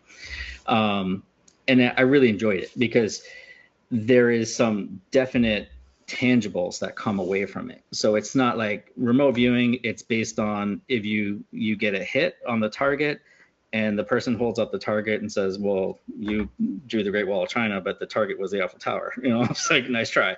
It didn't quite work. I find these, hit miss, you're getting perception of, a color, a taste now and again. You're getting like an eighth of a picture, right? To try to make an assessment on it. You're describing, you're not identifying. So that was the main thing of remote viewing. With the Monroe, you're experiencing. So I felt more immersed as a person, as a consciousness into what the exercise would be at that time. So 10 is a state of where they call it focus level 10, just mind awake, body asleep. So it's just a nice meditative spot. You don't feel your body, you feel like you just chill, you're floating, and you have your full mental capabilities, capacities. Then there's 12, which takes you up to another level just by different frequency programming. And then you can get into like states of, I want to like work through some trauma. I want to work through some manifestation. I just want to hang out and try to get some feedback. And you start getting visuals. You might hear some music, So you start getting these perceptions that come through. But then you build upon these. So now you're going to like 15 of state of no time. 21 is like the bridge between us and the other realm, the spiritual realm, and then you go into like 27. But my big profound impact was, they always say that I believe it was some Buddhist monks tried the Monroe stuff, and they said what takes them like 15 years to master on their own is done in minutes with the sound technology, right? So wow. It's a shortcut. It's an amazing shortcut. Yes, you can do it other ways, but what it enables you to do is the shortcut is it continues. You don't have to use the audio after a certain point in time because you trained your brain to like, all right, I want to code that every time I think of 12, I go to that frequency set. So at the end of the day, you don't need the audio anymore. So you can just sit there naturally and just tune in, right? So it's an amazing skill set to have because you can use it anywhere. So I can be doing something right now. I'd probably be a little bit disconnected from this podcast, but it's just on demand, So all I have to have is myself and my body and my will to do it. I don't need the sound technology in the end. It helps facilitate it, but it's not required. But practice makes perfect. So you do the exercises accordingly, right? But going into the state of no time and no existence, that is probably one of the most profound elements I've ever experienced. Is like just element of being somewhere, but being nothing at the same time and being nowhere, right? So it's just, an existence of a thought, perhaps, but no body, no nothing, like totally absorption into, I guess, this whiteness of wherever you were. So once you start, everyone gets these amazing experiences at some point. It may not be in the first exercise, may not be in the next focus level. At some point you will, you just have to be receptive and let it go. So yeah, I've been through those programs. I absolutely loved them. I've done one on lifelines, which was kind of like they would call it soul retrieval, for people that have passed. And there's a movie literally in our faces again. It's What Dreams May Come. That is lifelines, right? It's like going into a place and retrieving someone and bringing them back to something better, like an afterlife or a heaven or whatever it is, right? So there's a lot of these elements that are just out there that kind of run parallel to what these experiences or programs are. And then my favorite though is the focus level 27. That's when you start getting into, for everyone who's interested, is all the extraterrestrial entity type being, knowledge, healing, so other worlds, all that stuff. So I would say it's not scary, it's fun. At no point in time was I ever panicked and like, oh my God, I'm getting an alien probe or anything like that, right? So everything has just been so, benevolent. It's just been very receptive. And the way they do it, the way they guide you to the programs, it's just top notch. So it's one that I'm not sponsored by them or anything like that. I just recommend Right. it because it's just so transformational for people. I've seen a lot of people that have healed, especially in the lifelines, who have lost someone and they've actually encountered them as a spirit while we're doing the meditations. So that's helped heal a lot of people, right? So you can see that profound impact that it has on everybody. So everyone comes there for a different reason, you know. So once you understand what your reason to be is, it does help a lot. On the other hand, I didn't have a reason other than curiosity and just go with it, right? And then there was times when I got nothing and I'm like, man, this is just not working for me. And then other times I was like, oh my God, this is so transformational. I just can't even write it down. I have a journal over here that I kept all my notes on, drawings that I get, and that's what they encourage you to do, like a journal, just to kind of document your journeys and as you go through the programs and exercise. But it doesn't end once the program ends. You can, you know, continue to look and listen to the exercises. They have an app called the Expand app where you can just do meditations, guided meditations, unguided meditations.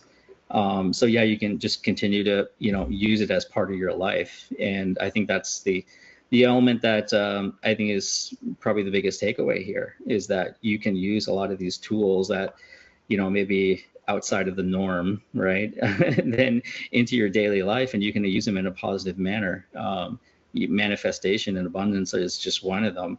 But for people that are going through trauma or therapy, healing is another. So there's many different things. Even remote healing, you know, people use it for these elements as well. So, I mean, I think the possibilities are endless at the end of the day too. And these are just the programs that I've been exposed to. I mean, there's many more that are more like psychokinesis related, like bending spoons and helping plants grow and things like that. That's the MC squared one.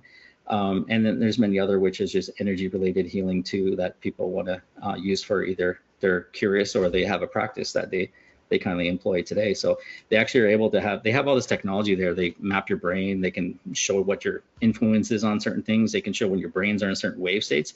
So there's this analytical element that, for me, with a science background, I absolutely love, because the facts are the facts. It's right there, right? So it's not like I'm, you know, taking a mushroom and, you know, I'm off in la la land, right?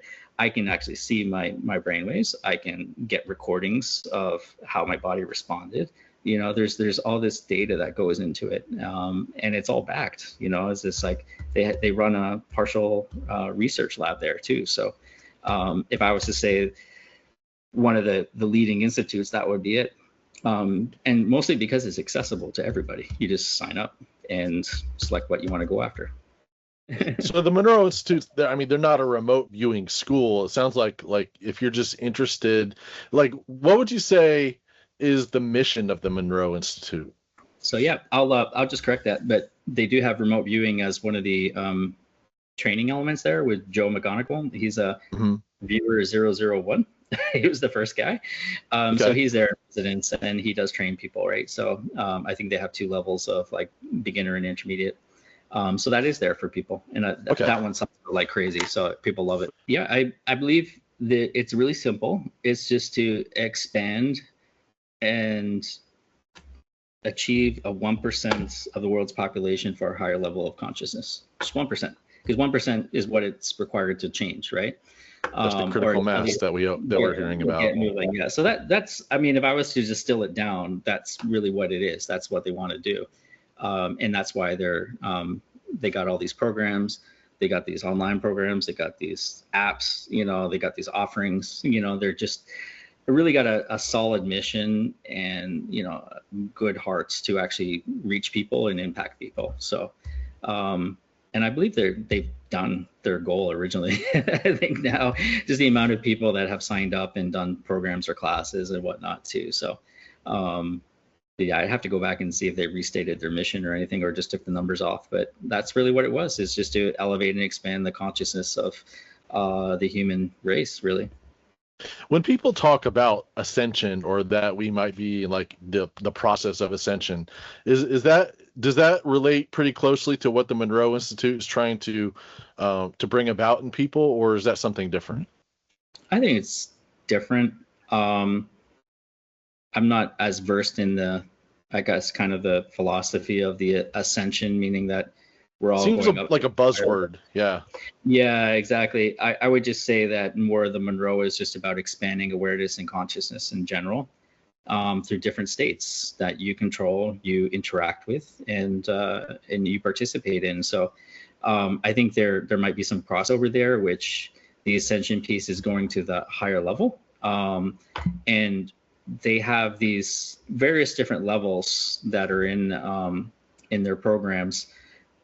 I think overall, like it's called the Miranon levels. There are many different like kind of achievements to go along the way to like enlightenment. So that might be kind of what you're thinking about with the ascension, like this Miranon entity, I'll call it. I think it came through as a female through the channel. It's on the YouTube website, and you can hear it. These are just golden nuggets that are just information available. It's like it's all free. You can listen to the transcripts of this person, but telling you the levels of enlightenment, and I guess you would call that ascension, and where they stand or where they are and what level they're on and how far they have to go and where we are and how far we have to go, type thing. So, so those are their spiritual levels to go, basically up this ladder. But yeah, I think there are some similarities there and crossovers, and I think they're probably one and the same, just a different thought of getting there, right? So, but yeah, there's definitely what the Monroe does teach is that there are different levels of consciousness, and they call it focus, but those levels to go and achieve and aspire to, and ultimately stop somewhere, just because the program ends at some point.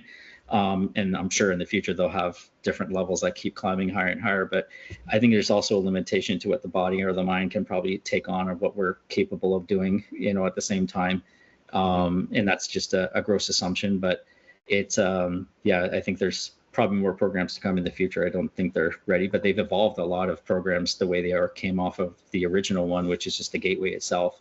The gateway was, like I was saying, was for, the psychic spies, OBE type work and things like that. But now there's like, must be well over 10 programs to go after. Yeah. Yeah. We talked about like achieving a 1% critical mass in what would you 1% in what, like in awareness, like spiritual openness, like what is that 1% measuring? Or I mean, what is that baseline that somebody has to get to be in that 1%? Well, I think it's an understanding that, and it goes back to Robert Monroe's statement. Never met him. I wish I had the opportunity past long before I was able to even get involved in the programs, but it's basically just distills down to I'm more than my physical body, so I think that awareness of you are more than, flesh and bone. You have a consciousness, you kind of can move on from there. There is afterlife. There's not just this and that's the end of the road, type of thing. There's a lot more, behind the veil. And that's really what it comes down to, is just I'm more than my physical body. And the reason why is the affirmation statements that are in some of these programs start with that. It's kind of just let you, kind of relax and understand. It's not like a cult mantra or anything like that. It's really for just taking the ego down and pulling down your internal barriers to say, like, look, I'm going into this program because I want to achieve some degree of, higher level consciousness, enlightenment, whatever it may be. I need to kind of take down the barriers that are preventing me internally from my pre-existing conditioning and programming. And we should go back to the box, and be receptive to that, right? So, and that's it. Really, is you're more than physical body, and he kind of attributed that to a lot of his out of body work that he did. And he apparently was quite a frequent traveler of that, and probably got a lot of air miles on the OBE experience side, enough that he wrote many books that are available still today, and well documented experiences and how that all happened. So, but yeah, it goes back to, though, that once you kind of entrain your brain and get the process down, you can do that without the technology too. So you don't have to have the headphones to do an OBE. I didn't want anyone to understand that was a prerequisite. Right. I mean, there's different paths to get to this. I mean, you mentioned that, the monk saying, it took me 15 years to get to this point. And now, this kind of cuts all, it's like a shortcut. There's other shortcuts too. I mean, psychedelics can be another kind of shortcut. Can you talk about the role that psychedelics can play in getting somebody into that state? Yeah, I'm separating that from these programs that I'm just talking about. Sure. the psychedelics, they're more internal based, right? And so you have these psilocybins. Those will, I think they give you more geometric and, coming through veils and give you some entity work too. And I think what they do is they just basically, which I think is amazing, just time is just washed off, right? So the fact that there really is no time really comes out in those. The element of like some of the, I haven't done these ones, but from what I understand, the 5-DM 5-MAO DMT. So I'm not that one is just like a massive acceleration, into the infinite, or the God level. Yeah. So I do think those are also shortcuts, probably really aggressive shortcuts to get you there. But still, I think this is just amazing elements that are at our disposal that fortunately they're blocked by legality and other reasons, right? But they're still available by doing in other countries and whatnot, or on the down low. But yeah, these are definitely conscious unlockers. And I think it's been proven in throughout history, like a lot of shamans have these, that's what they use. That's the ayahuasca, right? It's like, you just got to treat it with respect and, treat it with your mission and go there. It's not recreational. Right. But go with a good mindset and a good attitude, and, seek the answers you're looking for, and enjoy the experiences. But I definitely do think it does one thing, regardless of what level or type of psychedelic it is, it pulls down the veil and tells you there's something more out there, which is amazing. Yeah. Do you think that there's any value with going kind of the longer way around? I mean, maybe not the 15 years that the monk spent trying to get to that state, but maybe going through a Monroe program versus getting a bag of mushrooms and going out to the beach. Yeah, I think the Monroe one is nice. There's a community with it. I think you find some like-minded folks too. I think it's on your time, your pace. You can go in, you can go out. I mean, there's a program that you do, but you can still go back to it and master it, right? So I think there's those elements there that are for continued education, right? And it just gives you a different angle where, there's going to be people that don't have access to psychedelics for whatever reason it may be. So this is an accepted way to do it without being put in handcuffs or traveling to Costa Rica or some other place, right? So it's I will call it and there'd be people for, say, religious reasons, right? It might be an acceptable route for them to go on. Children, I think around 16 is an acceptable age, they've said, that are allowed to come to the program. So different ages, different health states. I think it opens up to the broader population, and that's why it's been so successful. Whereas, psychedelics are, you got to kind of go back to the old school drug dealer a little bit. Go find the guy, and or plan the trip, whatever that is, right? I just think it's more accessible with the online programs they have today, with the community groups they have locally. So yeah, there's more of a sense of continuity too with that. So I'm not saying it probably can't be done with psychedelics, like you maybe have a group and you do that with, but there's people from all over the world that you connect with through these programs, and you're in contact with them, as much as you want or don't want, but there's a sense of community that evolves off of the program at the end of the day too. So you stay in touch with your groups that you've done these with. You may have just do some work on the side, like, hey, let's do a thing together. Let's see if I can see you, right? And that's kind of one of the things that I forgot to mention, is that in one of the programs, I mean, I'm a very analytical person, but the facts are the facts when I see them and experience them, is that we did this one exercise in Focus 27, and we were holding hands, and virtual hands, but that virtual circle that we had showed up in our meditation, so you can see the people. So your consciousness was projected into a common point in time, and we were present, we're all there, and we did it again and at a different time, and we're all there. I can probably do the same exercise now, and I'll see the person that I saw 6 months ago, because there's no such thing as time, so you can bounce in and out. So that's what just throws people way off altogether. But Yeah. When you know that you saw something and you saw somebody and you intentionally did that, then what can you say, at that point? Right. And then it's the instructors that are there, I mean, they're experts, they're amazing people. And they've been closely associated with the programs and Bob Monroe before he passed. And so they've seen everything. They've seen like just kind of different, I guess, levels of consciousness that come through, probably advanced stuff that we don't see, all these like locating their consciousness at different points in time and finding, and just exploring the world before it is what we have today or what it is in the future. So there's just endless and limitless possibilities. And, it comes into the fact that if you want to see beings, you can see beings. If you want to get healing, you can get healing. The mantis is the healer. So just so everybody knows. So there's insectoids there. From what I understand, I'm doing some other stuff right now, but the insectoids are more like architects of environments. So there's just different species. You might even see things that don't have any form at all. They're just an energy entity, right? Yeah. It's just a ball of substance or plasma or whatever it may be. But yeah, there's all kinds of different things that you'll see there, and you experience, and you see them through the third eye. You're not seeing them in your eyes. It's just it's amazing. And the fact that we all have common and shared experiences in our group.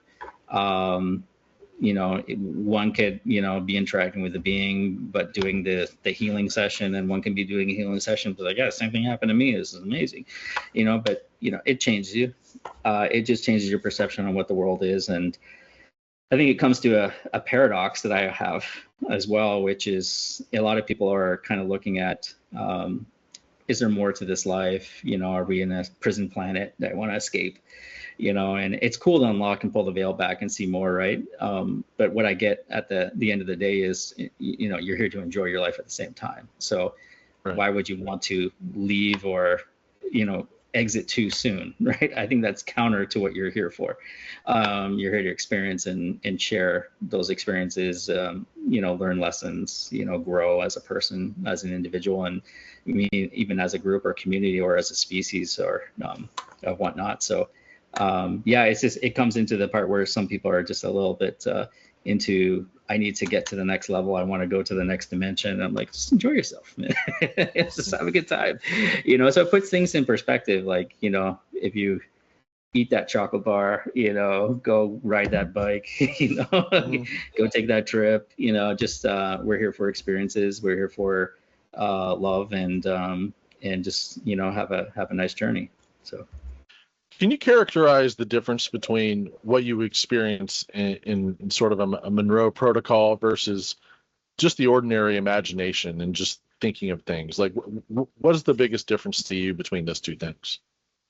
Yeah, imagination, I can control, I can predict. If I can more, I guess, see and call the image and remember the image, 100%. And also there's a fine line on it. I'm trying to make sure I don't mess this one up because it's important. Sure. There is a difference between it versus the I guess the Monroe side. It's spontaneous, so I'll say that's the biggest differentiator. Like, there's nothing in there that, like, a mantis, like, I don't know what the hell a mantis looks like, Right. So why did that show up, right? Imagination, I have a recollection of the way it should be. Like, I know what the beach should look like, right? So that could be imagination. Or, a gray. I know what a gray should look like because it's all in mainstream media, right? And then, like, if I don't have any predisposition, then I would say that's where a lot of that Monroe stuff comes to me, in that channel. Versus imagination, where if I'm thinking about an alien reading a book or up here on the wall, right? Yeah, that's imagination. So there's a fine line. I think there's a better definition to that, because I came across that, I want to say about 2 months ago, and it was like, it was right on the money, and I'm just struggling to remember it, but it was along that lines, which is what I was just referencing. Yeah. When you go into these kinds of experiences, how important is it how important is what you bring into it, like your disposition going into something like that? Just openness, I guess, is the main thing. Don't have any expectation at all. Once you have expectation, once you put effort into it, you're gonna not get the outcome you're looking for, or you get no outcome at all. So if you go in with just a typical clean slate, open mind, protruding thoughts that are influencing you at all, then you're gonna get what you need. So yeah, just remove distractions, remove any expectation at all, and just let it flow. Once you let it flow, everything will come. And I've gone through those trials and tribulations myself. I'm trying too hard, comparing myself to others, and their experiences in that. And then I'm like, well, what the hell? This person saw this person said that. I'm like, and then once I decided, like, whatever, I'm just gonna go with it and do my thing and be happy, then it opens up for you. Yeah, once you're trying too hard, even subconsciously, yeah, then at that point, you'll unlock, kind of some of these keys. Let's change gears just a little bit and let's talk about CERN closing, or the Large Hadron Collider closing. Have you been following this story at all? I mean, do you have any kind of thoughts on whether there's people out there saying that it's causing Mandela effects to kind of ramp up? Maybe it's making them feel differently about time. That time is a lot of people are saying it goes. I feel like I have time in the day to actually do something now. I mean, what are your thoughts on that whole issue? I'm interested to hear. I might be more cynical than probably people wouldn't want to hear. Yeah, but that's I okay. think there's a lot of citizen scientists that are very uneducated, I'll say. I think CERN closing is just it just needs an upgrade. At the end of the day, it's achieved its mission, its objective. And I think I said this earlier, is like we sometimes we don't have the technology we need to explain the world that we live in. And that's at that inflection point now. It needs to shut down to build that technology to get to the next level. So Mandela effects have happened before CERN. They'll happen after CERN, even with CERN closing. I don't think they're connected. I would have thought that if there was any major issues out of that area, someone would have posted something or leaked something. There's no cameras. Well, there are cameras, but the data comes through the computer. You see the graphs, the energy, like there's no like magic portal that's opening up. Right. So, yeah, you hear that too. That they're really opening up portals, and that's what it's all about. I have a hard time with that. I think there's just a lot of people who have misconceptions. Just kind of have opinions is probably the right word to say. I mean, there's nothing wrong with that, or concerns, but when there's brilliant scientists. There's hundreds of scientists from around the world there. It's not like it's under lock and key by, a secret government running this show. Maybe that might stir up a lot more if it was, but no, I'm just not buying all that. Sorry. Yeah. Do you think there's do you think there's any connection at all between the kind of science that's happening at CERN and the kind of science that's happening at the Monroe Institute? I don't think so. I think at some point they might explain each other. But they're parallel. They're not interwoven. Because one is based on a conscious level thought and frequency. CERN, if you can get to the common denominator of particles and particle interactions, at some point they'll cross. So I think we're at the Higgs boson. I don't know if we've gotten any other deeper than that. We might have, but not enough to explain and tie into the rules of the universe so that we know 100% how everything works. So I don't think there's been that major transformational equations or theories in quantum physics that would intersect here. So I think there's more work to be done. I think at some point the missing element is the dimension of consciousness, really. I mean, because it comes down to what you can see. You can see the observer effect, which is if you would observe an experiment, you get a different outcome, even if it's a human or mechanical or machine, right? So there's just that observation principle, and the knowing that it's being observed changes the outcome. So we need to get to that level. And I think once we get to that level, then we'll be able to kind of put the final piece of the puzzle together. But yeah, I think at some point it's one of the missing mathematical models that have to be woven into the way we see the world, is how consciousness interacts. So hopefully we're getting there. I mean, I haven't been following too much on the quantum computer realm, but I think there's a lot that will come out of that as well, because that's based on a lot of particle probability and where it's going to show. So I think there's some element there that we might be able to use about how things get communicated and tangled together, messages transferred, things like that. Maybe there's going to be some time loops or jumps that come and can be anticipated. So yeah, looking forward and looking back, or getting the message from the future before it happens, you know. So Yeah. types of things like that. Like, this is like really exciting time if you're a physicist or in that kind of AI space. So yeah, I mean, I was born at the I think I was born at the right time. I don't want to say I was born at the wrong time, because this is a great time to be alive and see this evolution of different programs and different technologies. And you know, I still say, like, society peaked in the 80s, you know. So but at the end, I think we're just at this point where technology has just evolved so much that we're in a new realm now. We're not in the old ways anymore. What do you think is happening with a timeline jump? Like, what exactly is that? Yeah, I mean, for me, I look at, there's different, I guess, multiple or parallel worlds theories where channels branch off. I think we got to be careful with some of the influencers out there that use it as excuse for failed predictions. That happens a lot, you know. So I mean, but subscribe and pay $19 a month for my channel. But anyways, I think there are some connections there with the many worlds theories, or multiple multiverse, you will call it. And from what I understand, I was actually just watching a podcast the other day. It was one great podcast for everyone is the Y-Files. I mean, he's got, I love the videos, Y-Files. Yeah. but he's also got long form podcasts. And he had the last guest on there, Dave Grohl. He was doing some DMT work and with lasers and whatnot too. But anyways, in the DMT experience, he was, you know, kind of being explained like it's a multiverse that we have in different branches, different out, right? So kind of goes with, like, you know, what I've heard before, and it makes sense. So how things evolve.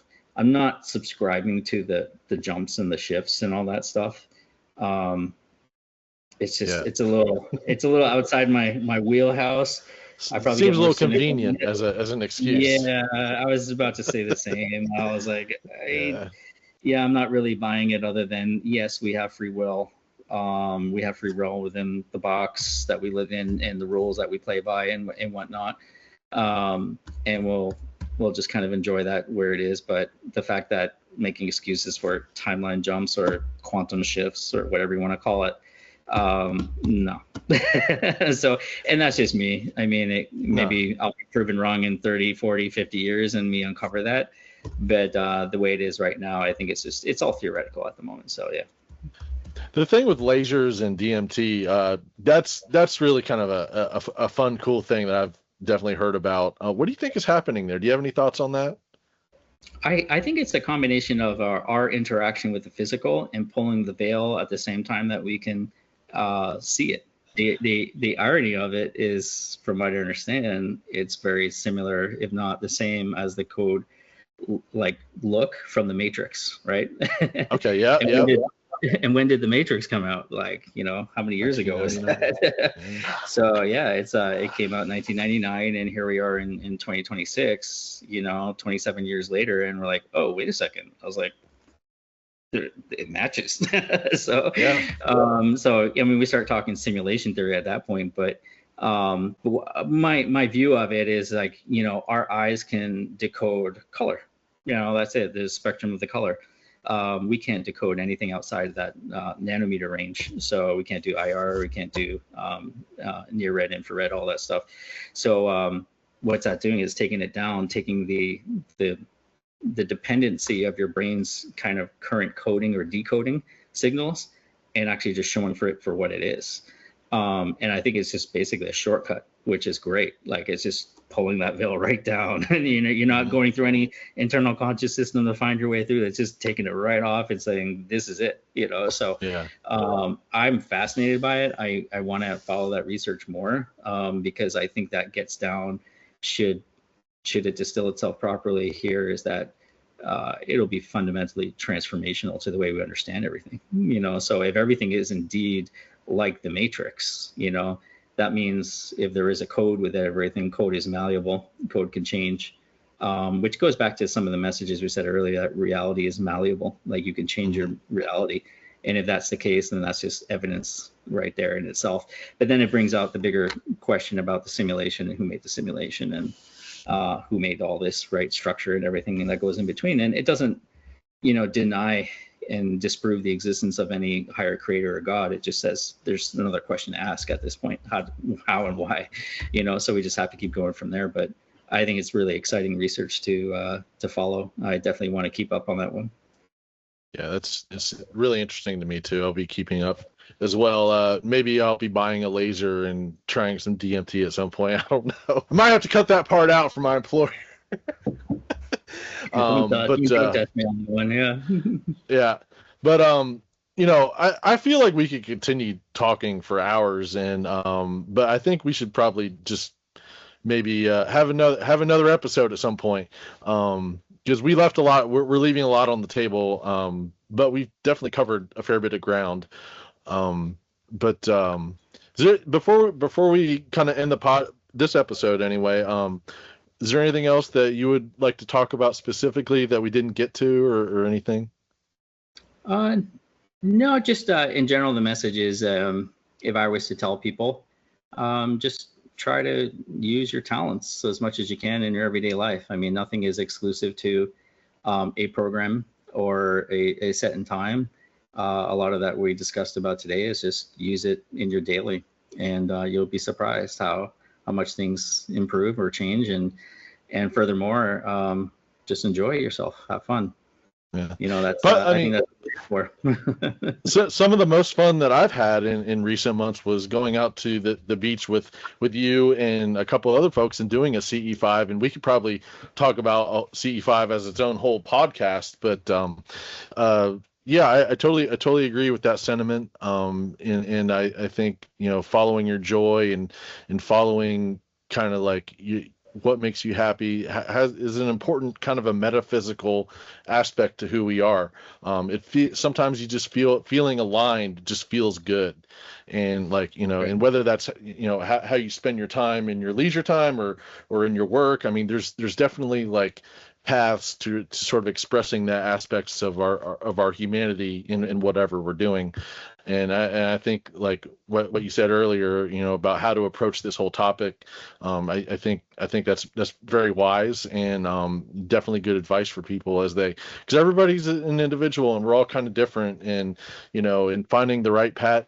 I mean, forging your own path is part of this life, and I think that's people need to feel free and feel empowered to do that kind of thing, because that is a huge aspect.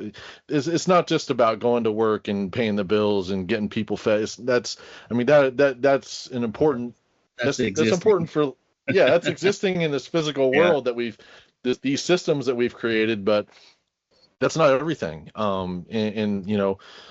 And exploring is something that everybody is capable of, and I really think that whether it's the Monroe Institute or investigating more about CE5 or just looking up and listening and watching, like all of these things are important, and and are going to be important for people individually and as the collective, the collective as humanity. So a lot of this stuff is we talk programs and things like that, but a lot of it is free too. A lot of it is you can get a free app. You can go on YouTube and find the free version, right? And not the legal version, perhaps, but it's still there. You can find alternatives. I mean, there's a lot of ways you can, self-educate, with remote viewing. Even if you go to like Courtney Brown's stuff, he has everything on there for free. I mean, you can find remote viewing videos by many other instructors on YouTube, and they tell you how, right? So it's really accessible for everybody, and it's all out there. Like Paul Smith has some stuff out on the web too. So yeah, I mean, it's just it's one of these things where it's not like a out of reach or elitist attainment. So you can definitely do your own path and just choose wisely. Yeah, agreed on that, my friend.